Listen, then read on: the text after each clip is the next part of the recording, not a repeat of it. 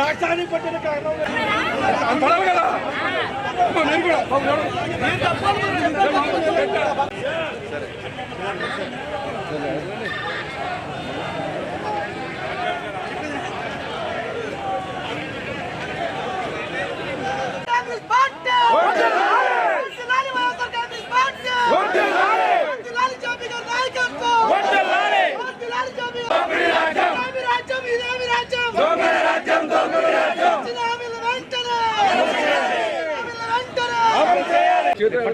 అవి పట్టుకుంటే ఇంకా నిండుగా ఉంది.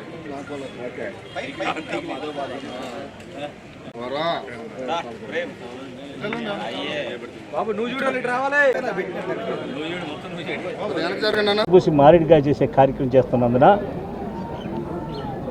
యువత పోరుబాట అనే కార్యక్రమం సందర్భం పెట్టి రాష్ట్ర వ్యాప్తంగా కూడా ప్రతి జిల్లా కేంద్రాల్లో ఈ రోజున ఈ పోరుబాట కార్యక్రమానికి శ్రీకారం చుట్టడం జరిగింది. ఈరోజు ఏలూరు జిల్లా వైఎస్ఆర్ కాంగ్రెస్ పార్టీ ఆధ్వర్యంలో జిల్లాలో ఉన్నటువంటి 7 నియోజకవర్గాల సమన్వయకర్తలు, అలాగే పార్లమెంట్ సమన్వయకర్త, వివిధ అనుబంధ శాఖల జిల్లా అధ్యక్షులు అందరి సమక్షంలో ఈ రోజున ఆధ్వర్యంలో ఈ రోజున ఈ యొక్క ప్రజాగాళం వినిపించడానికి కార్యక్రమం చేపట్టాం. ఈరోజు మేము చెప్పే విధానం, మేము అడుగుతున్నది ఈ ప్రభుత్వాన్ని, ప్రభుత్వం అమలు చేయాలన్నది, మీరు ఎన్నికల్లో ఇచ్చినటువంటి హామీలను ఎందుకు అమలు చేయట్లేదు, ముందుగా అమలు చేయాలి. అలాగే పేద విద్యార్థులకు రావాల్సినటువంటి ఫీజు బకాయిలు 4,600 కోట్ల రూపాయలు 5 త్రైమాసికాలుగా మీరు ఇవ్వకుంటే ఆ పేద విద్యార్థులు ఏమైపోవాలి. అలాగే పేద మెడికల్ విద్యార్థులు చరిత్రలో 100 సంవత్సరాల చరిత్ర తీసుకుంటే ఈ ఆంధ్రప్రదేశ్లో 11 ప్రభుత్వ మెడికల్ కాలేజీలు మాత్రమే ఉంటే జగన్మోహన్ రెడ్డి గారు 5 సంవత్సరాల్లో 17 మెడికల్ కాలేజీలకు కేంద్రం నుంచి అనుమతి తీసుకొచ్చి 5 కాలేజీలను సంవత్సరం ముందుగానే పూర్తి చేసి తరగతులు ప్రారంభిస్తే మరో 5 కాలేజీలు పూర్తయ్యే పరిస్థితులు ఉండగా ఈ యొక్క 17 కాలేజీలను ఈ రోజున ఆ 17 ప్రైవేటు కాలేజీలు కూడా 17 కాలేజీలు కూడా ఈరోజు ఈ ప్రభుత్వం ప్రైవేట్ పరం చేయడానికి దొడ్డిదారులు ఎదుగుతుంది. అంతేకాకుండా వేలాది సీట్లు వచ్చేటువంటి మన ఆంధ్రప్రదేశ్కి వచ్చేటువంటి మెడికల్ సీట్లు అవసరం లేదు అని కేంద్రానికి లేఖ రాసినటువంటి ప్రభుత్వం సమాధానం చెప్పాలి. పేదవాడి బిడ్డ ఒక డాక్టర్ కాకూడదా? అంటే ఉన్నటువంటి పెద్ద వాళ్ళు కోటీశ్వరులే డాక్టర్లు కావాలి, వాళ్లే డాక్టర్లుగా ఉండాలా? ఈ పేద కుటుంబంలో బిడ్డలు డాక్టర్ కావాలనే ఆశను మీరు నీళ్లు చల్లుతారా? కేవలం జగన్మోహన్ రెడ్డి గారు అనేటువంటి నాయకుడు ఈ రాష్ట్రానికి 17 మెడికల్ కాలేజీలు తీసుకొచ్చి చరిత్రలో ఎవరూ చేయలేనటువంటి 100 సంవత్సరాల్లో ఎవరు చేయలేనటువంటి సాహసం చేసి దానికి ప్రత్యేకంగా వేలాది కోట్ల రూపాయలు నిధులు హెచ్చించి నిర్మాణం చేస్తుంటే మీరు తట్టుకోలేక ఆ కళాశాలలో ఆ జగన్మోహన్ రెడ్డి అనేటువంటి పేరు ఉండకూడదు, ఆయన రూపం ఉండకూడదు, ఆయన చేసిన పనులు ఉండకూడదని వాటిని చిన్నభిన్నం చేయాలని ఆ కాలేజీలన్నింటినీ కూడా మరి ప్రైవేట్ పరం చేసి మీకు కావలసిన వాళ్ళకి దారదత్తం చేసుకోవడానికి మీరు ప్రయత్నాలు చేయటం అనేది దుర్మార్గమైనటువంటి చర్యగా మేము ఈ రోజున ఖండిస్తున్నాం. దాన్ని ఏదైతే మీరు ప్రైవేట్ పరం చేయాలనుకుంటున్నారో మెడికల్ కాలేజీలని మీ ప్రభుత్వం తరఫున అభివృద్ధి చేయండి. మీ అభివృద్ధి చేసి మీ పేరే పెట్టుకోండి. మీరు ఎలాగా జగన్మోహన్ రెడ్డి గారి పేరుంటే మీకు నిద్ర పట్టట్లేదు, మీ పేరే పెట్టుకోండి. కానీ పేద బడుగు వర్గాల బిడ్డలకి వాళ్ళు డాక్టర్ కావాలనేటువంటి ఆశను సఫలం చేయండి.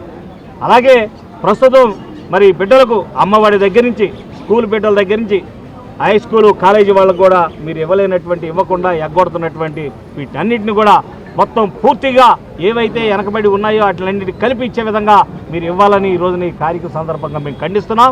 అలాగే చంద్రబాబు నాయుడు గారు మీరు ఒక్కసారి కళ్ళు తెరవండి.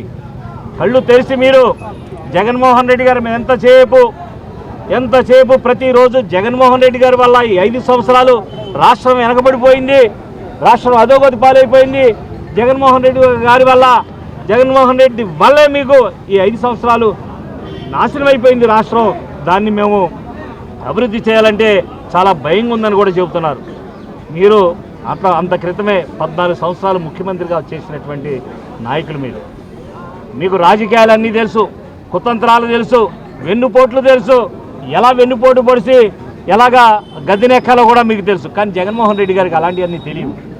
జగన్మోహన్ రెడ్డి గారికి ఒకటే, నోటి వెంట ఏదైతే మాట ఇచ్చామో ఆ మాట అమలు చేయడం కోసం ప్రాణాలు ఇవ్వడానికైనా సిద్ధపడతాడు.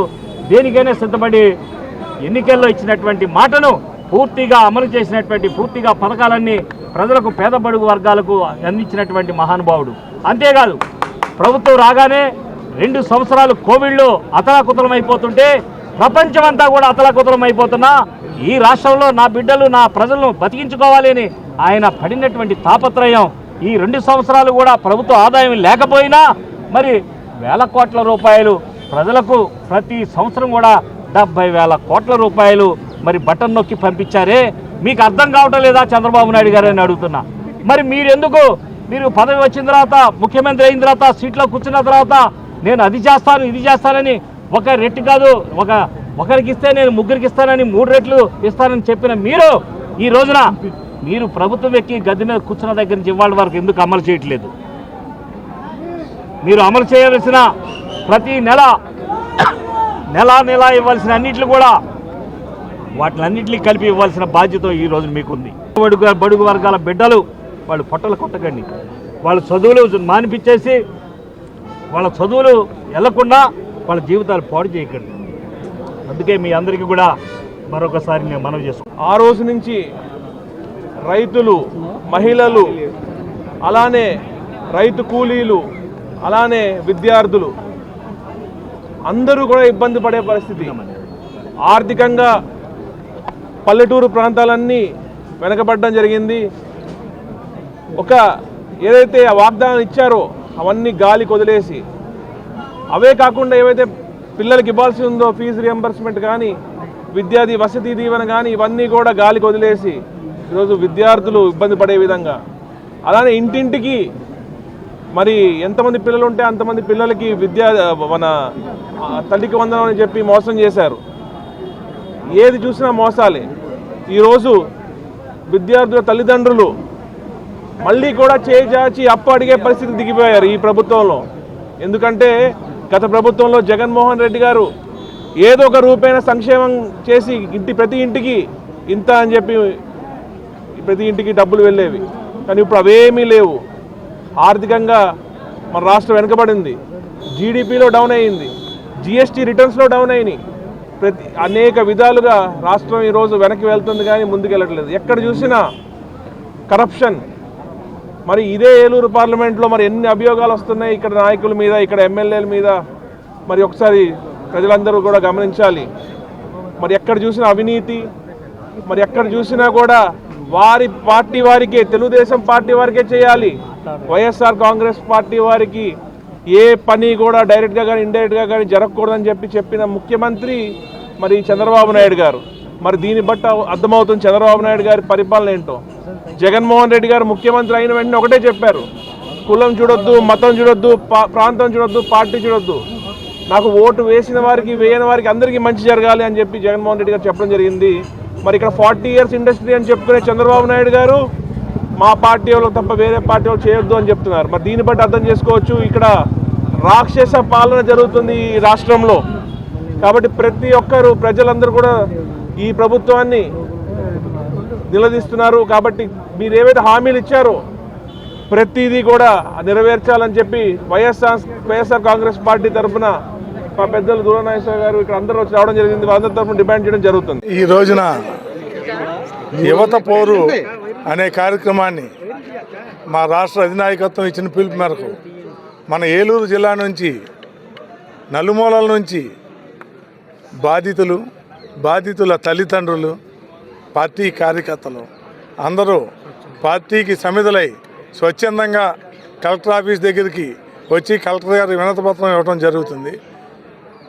ఈ యొక్క యువత పోరు ఈ 8 నెలల్లో విద్యార్థులు చదువుకోవటానికి ఇబ్బంది పడతా రోడ్డెక్కుతాం, కూలి పనులు చేసుకునే స్థితికి వాళ్ళందరినీ ఈ ప్రభుత్వం వాళ్ళు అలా అయ్యే విధంగా తయారు చేయటం, ఎక్కడా కూడా ఫీజు పోరు చేస్తారని హెచ్చరించినా కూడా ఏ ప్రైవేట్ కాలేజీకి కానీ ఏ స్కూళ్ళకి కానీ ఎక్కడ ఎవరికి కూడా అమ్మఒడి ఏ డబ్బులు వేయలేదు.